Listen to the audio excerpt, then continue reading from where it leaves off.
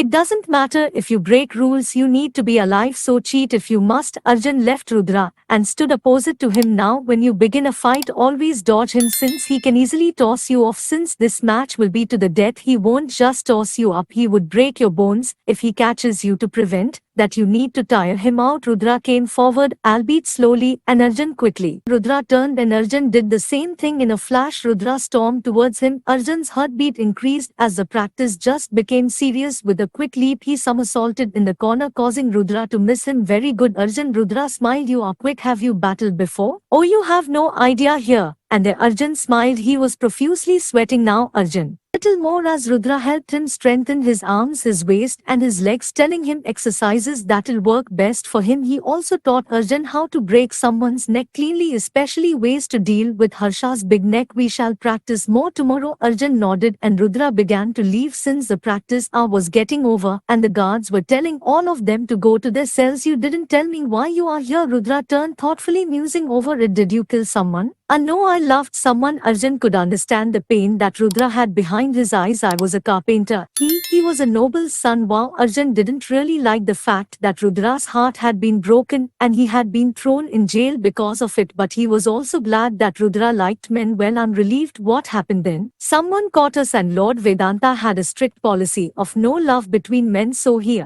couldn't let the minister's son take the fall, so he made me take the BL. After a lot of flogging, Lord Vedanta was surely the worst ruler. Period. It's not that Lord Vedanta put me here, but my so-called lover didn't do anything to stop it. After all, if I was wrong, he was wrong as well. Arjun agreed. They stood in an awkward silence and Rudra left the scene. Amidst all that hard exterior, the dry humor was a sensitive man. Arjun wanted to say something more, but he couldn't. That's how he always was, left in the middle whenever he wanted to say something, because he was not courageous enough to speak his heart out. You were not wrong, regretting the words but speaking quietly so no one else in the entire corridor would hear it. Lord Kali called me in the middle of the night, said there were regretting the words but speaking quietly so no one else in the entire corridor would hear it. Lord Kali called me in the middle of the night, said there were rumors, and he promised me freedom if I told him the truth. And you confirmed it? He nodded his head. He had shut his eyes. Perhaps he was embarrassed, unable to look Arjun in the eye. I didn't know he would blame it on you, fella, and yet he did. I so apologize. Yeah, he paused. That's why I went to Lord Kali and told him he shouldn't do this to you. He said he'll look over it. Arjun thought of this decision of Vikram as stupid, but he didn't say anything. Don't worry about it, he responded. What's done is done, and we need to get out of the mess. I want to leave this place so much. Yeah, I want to. And then his eyes met Arjun's. Believe me, it's like I have been here in this bloody prison since I was a wee bit tall. My childhood was spent here. I have been here for so long that I have lost my ability to think about freedom, to think about myself. I don't even know who I am. Am I a person? If I am, what are my passions, my hobbies, my quirks? He kept rubbing his nails as if he was trying to push his nervous energy towards them. I don't know. I just don't know. You live so long in isolation in such a way that you don't know yourself anymore. How unfortunate. At least Arjun had an identity. He was a reader and a poet. Sometimes he wanted to travel, though not in an adventurous way, but more in a way of escaping the world and knowing the realities of the different tribes. And yet here he was tied up like a pigeon. I'm here to figure it out with you. Vikram wiped the last of his tears from his eyes. He was calm now. Thank you. You are a true friend, but please don't tell anyone. You are still protected by Rudra. I am not with anyone. I won't. Arjun slid his hand through the space in the grill and kept it on Vikram, saying, and you have me. I will protect you as much as I can. Only a wee bit little. They both chuckled as Vikram sniffled. The corridor doors opened and the soldiers entered. Arjun heard the cells being opened and the prisoners being escorted outside. Arjun and Vikram were thrown in a line. What is this for, fella? Vikram asked the soldier who was walking adjacent to them. The wrestling match starts today. What? Arjun's voice came out as a whimper. Oh yeah. The soldier patted him harshly on the back. Let's see if you can survive that. The entire arena was filling up with people, and it wasn't like the one in Kali's fort. This was a specially made akhada with poles that showed different flags of the tribes. It had Kali sitting in the front row with Lady Durukti on his side. She didn't look happy. The prisoners were put in the corner of the field, and Arjun realized all the sand here was red rather than golden. The sun was orange and the arena was darkened. It already already gave him the creeps. The hair at the back of his neck stood up. He couldn't even feel his legs and felt a bit like retching out of fear. Rudra came forward to meet Arjun as his eyes slowly focused on Harsha, who was stretching himself. Don't worry, you can do it. Just keep dodging, tire him out and you will win. What if I faint before him? Rudra frowned. Please don't. Easier said than done. Arjun licked his lips as he came in the arena, looking at everyone in the crowd, wondering if anyone from Shambhala was there. Deep inside he wished Kalki was here to have his back. He picked up the sand and let it slip from his fingers to feel how hot it was. We are here. Kali began loudly to commemorate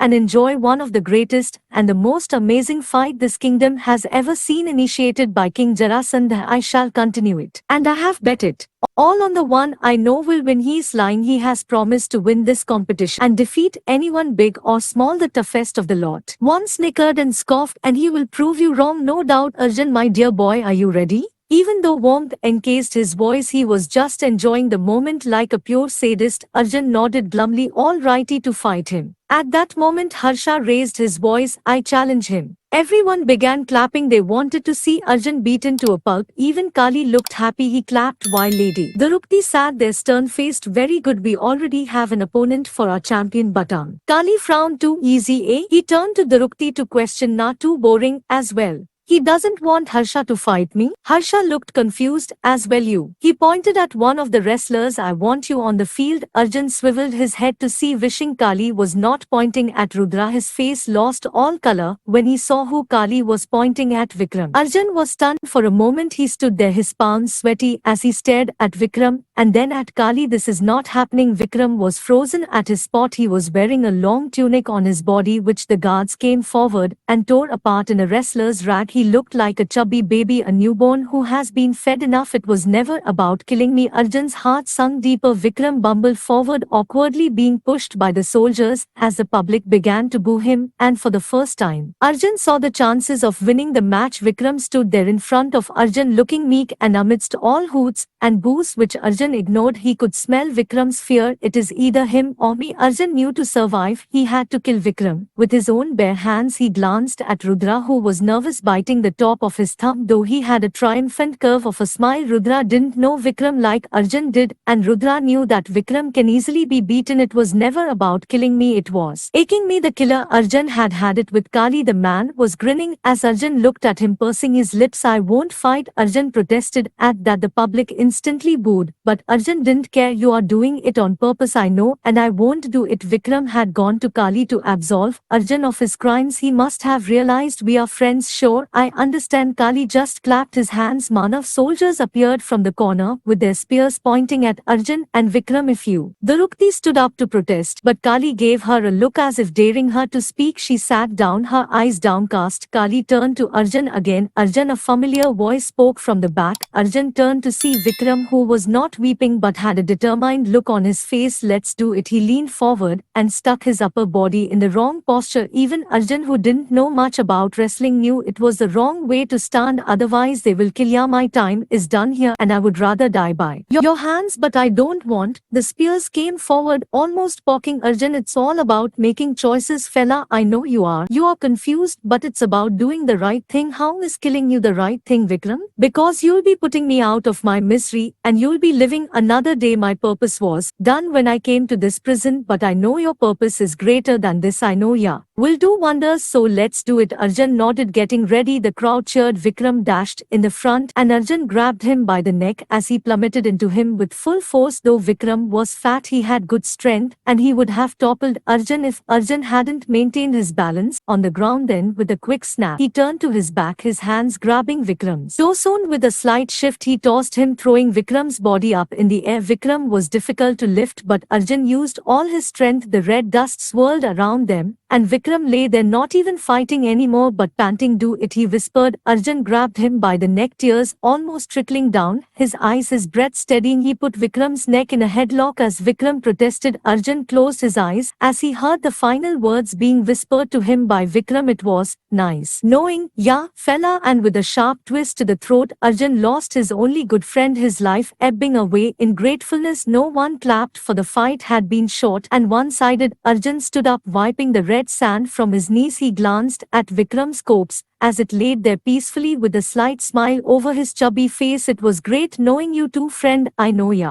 will do wonders. Oh, I will not let your death be in vain. He turned to glare at Kali. Arjun had never felt angrier in his life. I am tired of him playing with me. You got what you wanted. I won the battle. Arjun was feeling a lot of things right now. He recalled how Vikram had sobbed in the morning. It just wrecked him to think that he had killed his friend with his own hands. And now I want something. You are in no position. I challenge you, Kali. Arjun yelled. At that moment, everyone in the crowd gasped. Even Drupadi stood up from her seat. Kali for a moment was confused. Arjun saw a hint of nervousness in him before that same confident smile appeared. I can break you in so many parts. You have no idea. Kali laughed. No, I'm glad I accept the challenge. His smile faded with a feverish look in his eye. We will do it 2 days from now right here. Arjun nodded, walking back as he looked at Rudra, who just ignored his glance. I might just have agreed to my death. Arjun knew that Kali had ingested the soma. The only person who might be strong enough to beat Kali was none other than Kalki, and Kalki was either dead or was out there in the hills, perhaps learning about his true powers. Arjun had no idea about how Kali should be tackled. While going back, Rudra had commented, you had saved your ass, but you had to mess with him, grunting his disappointment. He had left for his cell. Arjun shook his head, rubbing his palms together as he sat in his cell looking at the ceiling, and he slept. After a while the next morning, he went for practice and he kept wondering how he would be able to defeat Kali. Rudra didn't know what to teach him, for everyone knew how powerful he was. Rumors had started flying around. I hear he can raise the dead, he can kill a person with just his finger. They were outlandish claims, but then this was prison, and not many had the time to really ponder over the truth to such claims. After a while, Arjun realized he couldn't kill Kali. Challenging Kali had seemed the right thing to do at the time, but he could see now that he had been hasty. As the practice got over and he felt numb going back to his cell, he was approached by a soldier. Lady Drupadi demands your presence. And now what? Though Arjun had hated Drupadi in the beginning when she had wrecked Shambhala, Kalki had later on explained that Drupadi was not completely bad. It was Martanja's men who had ensured the destruction ensued. Still, she was the person who had led the forces, and Arjun didn't like her. What does she want now? The soldier took Arjun to the farthest corners and into a room just opposite to his cell block. It was not yet another cell, but an empty room where Drupadi was standing in a beautiful dress. If she hadn't led an attack on my village, would we have been friends? Arjun recalled how he had taught Padma about forgiveness. Perhaps it was time to practice what he preached. I'm sorry for what happened. Drupadi lowered her eyes. It's not your fault. Arjun had a metal clasp that tied his hands while a soldier stood in the back. Drupadi dismissed the soldier, who walked away into the darkness. There was little light in the room. Know about Shambhala. I shouldn't have done that. Soma has practically turned my brother into a monster. Go frame them. Arjun made her understand the philosophy of it all. I will think about it. Arjun made her understand the philosophy of it all. I will think about it. Drupadi was still confused. That's one of my demands, and I also want one more thing. Yes. Arjun sighed. I want the Soma.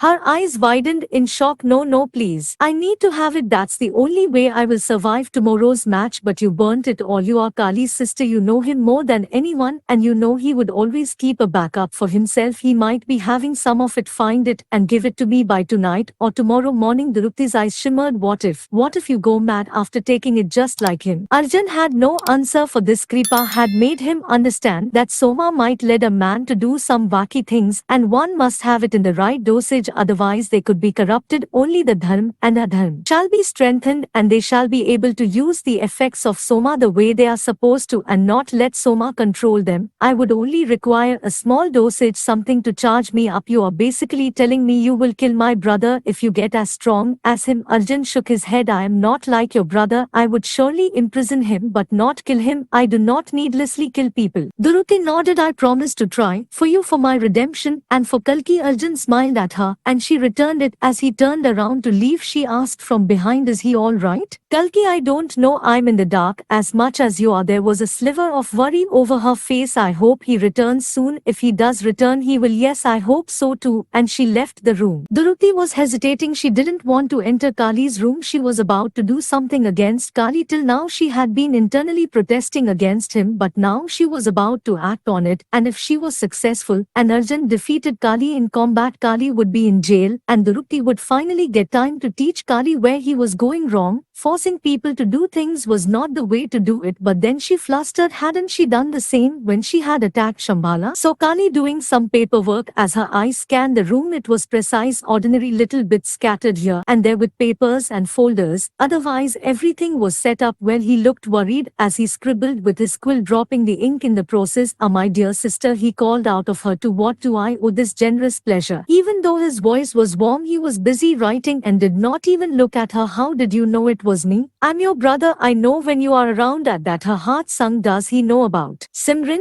God, I hope not. How is everything? Kali asked. I just came here because so much has happened. Oh yes, the city needs to be fixed. We have a good amount of army, which we clearly don't need, but we don't have enough food supplies. He looked up, chewing the end of his quill. What was that place you attacked a few months back? Shambhala? Oh yes, he wrote it down. These small villages are revolting. The city folk are all right with the changes, but the villagers, oh no, they want to fight. He kept mumbling. I was talking about how you beheaded their last king in public and how you accepted a challenge for a wrestling match with a commoner. Kali stopped scribbling, and when he looked up, his golden eyes glinted sharply. There was something in them, a manic energy. When Kali pulled up the corners of his lips, how's Urvashi? Heartbeat rose, though her expression didn't change. How would I know? Well, since we ransacked Vedanta's house and we found no one but his maidservants. I wonder where Urvashi ran off to. Have you seen her? Ruti shook her head. She clearly wasn't going to tell Kali that she had hidden the daughter of the last king in her room, making her sleep under the bed at night. Ruti had no choice. If Urvashi was found, she will be mutilated. Urvashi often complained about having to stay in her father's killer's palace, and Ruti knew that a few days more and Urvashi will escape.